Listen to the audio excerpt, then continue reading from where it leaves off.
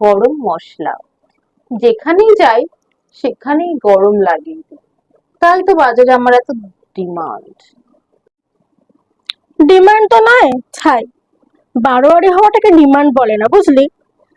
আর আমাকে দেখ, আমি তো শুধু মন প্রাণ দিয়ে মাংসকেই চাই।